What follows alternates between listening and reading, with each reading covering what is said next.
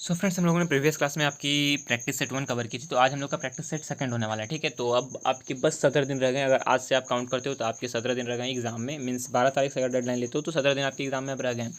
तो बस आपको 17 दिन में सिर्फ और सिर्फ प्रैक्टिस करनी है। तो फर्स्ट प्रैक्टिस हम लोगों का हो चुका था, आज हम लोगों का है प्रैक्टिस सेट सेकंड।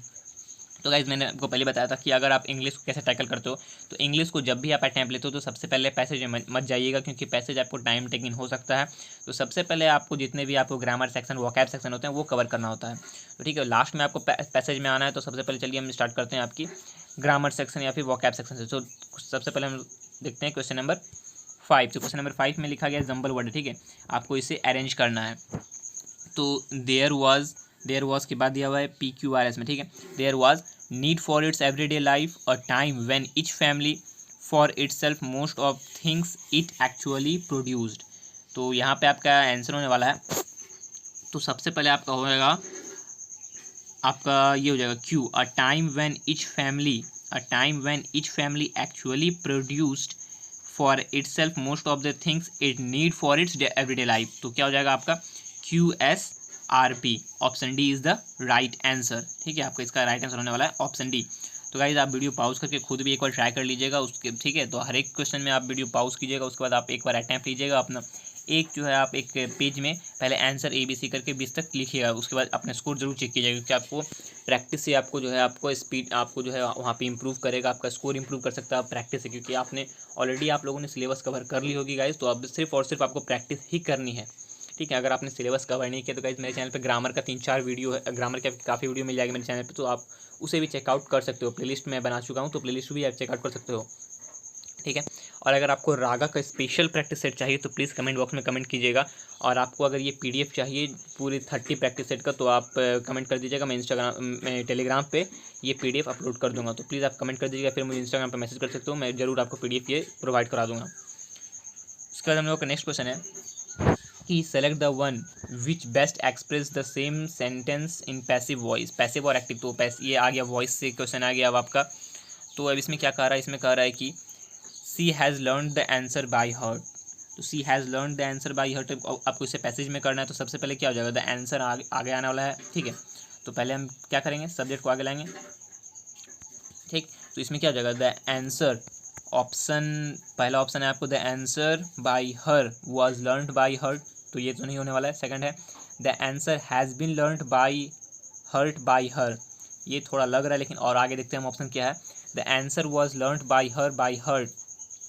थर्ड आपका लास्ट ऑप्शन है, the answer is learned by hurt.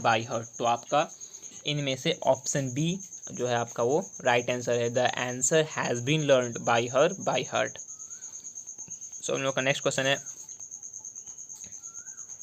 Question number 7, जो कि है call the witness said the magistrate. आपको डायरेक्ट से इनडायरेक्ट में चेंज करना है। तो आपको एक्टिव, पैसिव और डायरेक्ट इनडायरेक्ट, ये बहुत इंपॉर्टेंट है, क्योंकि हर एक सेट में आप अगर इंग्लिश का लगाते हो तो वहाँ पे आपको एक्टिव, पैसिव, डायरेक्ट, इनडायरेक्ट जरूर देखने को मिलेगा। तो ये दोनों टॉपिक आपको जरूर कवर करके रखनी है। और आपको वोकैब सेक्शन, ठीक है, आपको वोकैब में आपको एंटोनियम, साइनोनियम ये फिक्स है और ये 2 फिक्स है। मीन्स 4 क्वेश्चन तो आपको इधर से फिक्स हो गया और पैसे 4 फिक्स। तो 8 नंबर तो आप ऐसे उठा सकते हो। ठीक है, तो ये 8 आपके फिक्स हो जाते हैं। क्या बोला जा रहा है यहाँ पे, call the witness said the magistrate. तो मजिस्ट्रेट ने कॉल क्या किया, मजिस्ट्रेट ने ऑर्डर किया। तो यहाँ पे क्या हो जाएगा, द मजिस्ट्रेट रिक्वेस्टेड तो नहीं होगा, पहला ऑप्शन आपका ऐसे टर्मिनेट हो गया। सेकंड क्या है, द मजिस्ट्रेट बेग्ड, मजिस्ट्रेट ने वहाँ पे गिड़गिड़ाया, नहीं ये भी नहीं हो जाएगा। फिर है थर्ड ऑप्शन में क्या है, द मजिस्ट्रेट ऑर्डर। आपको ऐसे दिख रहा होगा कि इसने क्या एक ऑर्डर दिया मजिस्ट्रेट ने। तो यहाँ पे ऑप्शन सी आपका राइट आंसर होने वाला है। नेक्स्ट क्वेश्चन में होगा, the dash to this mountain is not a easy task. The dash is to this mountain is not a easy task. तो the ascent, the effect या फिर the effect।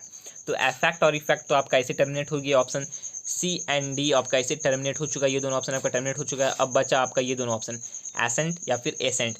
तो आपका ये ascent भी टर्मिनेट हो चुका है, आपका बचा ऑप्शन A। ठीक, option is the right answer. अगर आपको आंसर नहीं आता है तो आप पहले ऑप्शन को टर्मिनेट कीजिए, उसके बाद आपका एग्जैक्टली आपका बिल्कुल आंसर आ जाएगा। ठीक है, अगर आपको एग्जैक्टली नहीं पता है कि ये आंसर होने वाला है तो आप पहले जितने भी 3 ऑप्शन है उसे टर्मिनेट कर दीजिए। ठीक, उसके बाद आपको अपने आंसर मिल जाएगा वहाँ पे।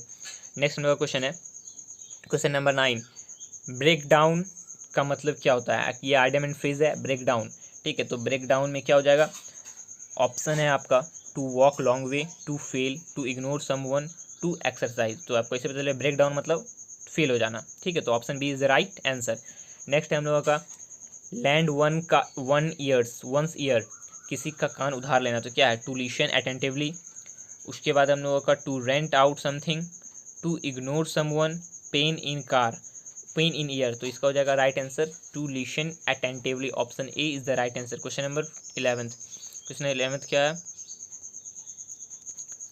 तो क्वेश्चन नंबर 11 है choose the correctly spelled word. तो करेक्टली स्पेल्ड वर्ड और मिस स्पेल्ड वर्ड ये भी आपको हर एक सेट में आता ही आता है, ठीक है, तो ये भी आपके लिए बहुत ही इंपॉर्टेंट है। तो आपको स्पेलिंग काफ़ी सारे याद करना। फेनोमेनन, फेनोमेनन स्पेलिंग आप देख सकते हो क्या लिखा हुआ है, PHENAMENON, that is not right answer, so ये गलत हो गया। नेक्स्ट क्या, PHENOMENON, फेनोमेनन, आपको ऑप्शन बी आपका राइट है। आप आगे भी पढ़ सकते हो क्या, फेनोमिनन, गलत हो जाएगा। PHENOMENAN ये भी गलत हो जाएगा। सो क्या कि MONON होता है लास्ट में, ठीक है, तो बी ऑप्शन आपका राइट आंसर है, PHENOMENON, phenomenon, option B that is right answer. So next question हम लोगों का कि place where wine is made, फिर आपको वन वर्ड सब्स्टिट्यूशन आ गया जहाँ पे वाइन बनता है। ऑप्शन है आपका ब्रेकरी, क्लॉक रूम, टेनरी या फिर ब्रेवरी। सो बेकरी तो नहीं होगा क्योंकि बेकरी में केक बनता है, आप ऐसे भी टर्मिनेट कर सकते हो, तो आपका इसका जो राइट आंसर हो जाएगा वो हो जाएगा ब्रेवरी। ब्रेवरी में आपका जो है वाइन बनता है, ठीक है, वाइन जो बनता है वो ब्रेवरी में बनता है, option D is the right answer. Next question हम लोगों का कि a paper written by hand, a paper written by hand, वो पेपर जो कि हाथ से लिखा जाता है। ऑप्शन है आपका हैंडीक्राफ्ट, हैंडीवर्क, मैन्यूस्क्रिप्ट या फिर थेसिस। तो हैंडीक्राफ्ट नहीं हो जाएगा, हैंडीवर्क भी नहीं हो जाएगा, हैंडीवर्क नहीं हो जाएगा, थेसिस नहीं हो जाएगा, आपका बचा कौन सा, मैन्यूस्क्रिप्ट। तो manuscript is the right answer, जो पेपर जो हाथ से लिखा जाता है वो होता है आपका मैन्यूस्क्रिप्ट, ठीक है, तो option C is the right answer. अब हम लोग का नेक्स्ट क्वेश्चन है कि fill in the blanks with correct use of clause, आपको क्लॉज के साथ फिल करना है। आपका क्वेश्चन है do you know where I can take the bus dash goes to the Chandigarh, तो क्या है, dash goes to the, when goes तो नहीं होगा, दैट गोज नहीं होगा, विच जो कि चंडीगढ़ जा रहा है, तो मैं चंडीगढ़ का बस कहाँ से पकड़ूँ, जो कि चंडीगढ़ जा रहा है, तो which goes to the Chandigarh, sorry which नहीं हो जाएगा, दैट हो जाएगा, ठीक है, यहाँ पे वो जो चंडीगढ़ जा रहा है ना, तो दैट हो जाएगा, ठीक है, ऑप्शन ए विच नहीं होगा, ऑप्शन बी व्हेन नहीं होगा, ऑप्शन सी हु नहीं होगा, क्या होगा, option D is the right answer, that goes to the Chandigarh.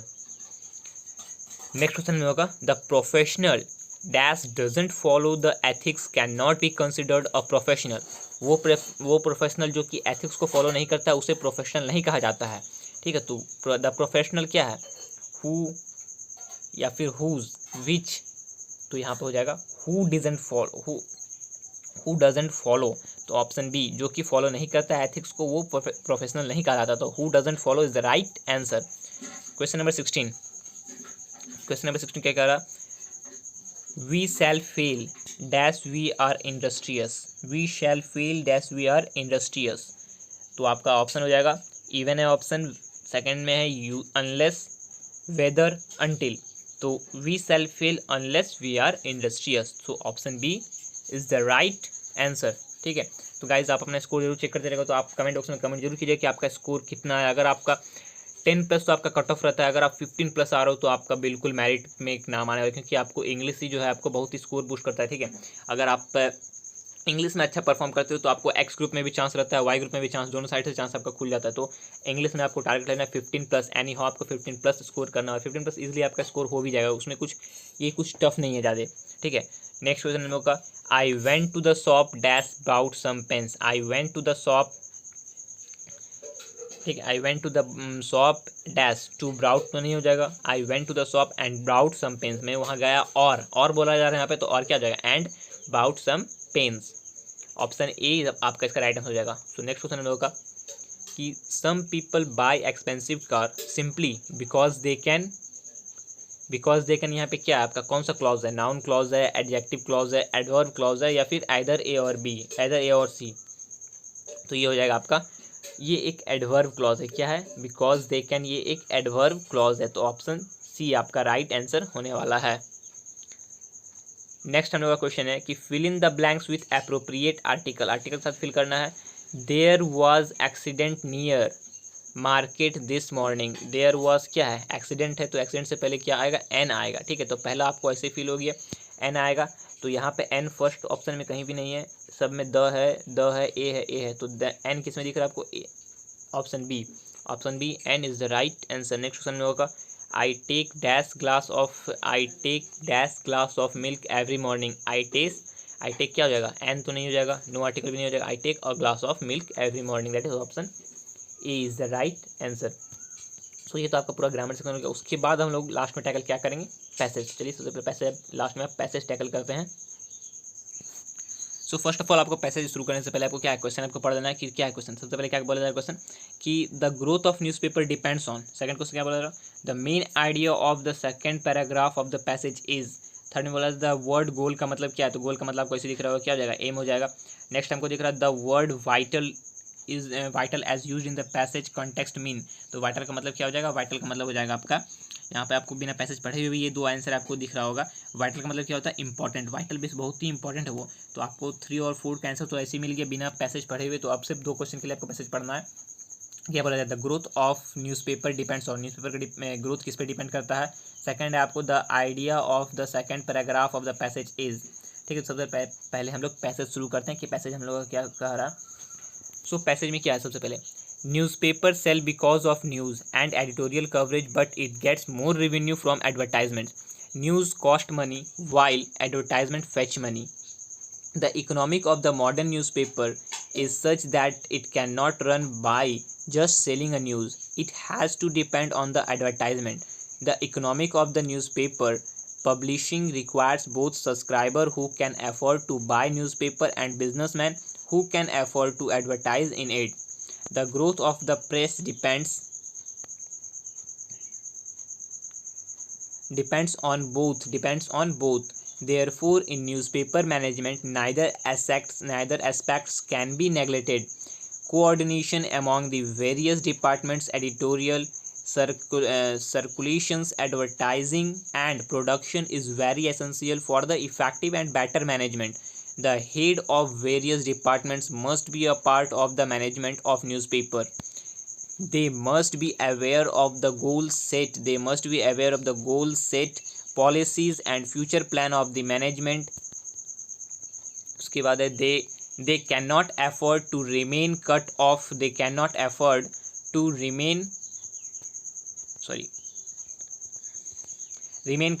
from the mainstream of the management function.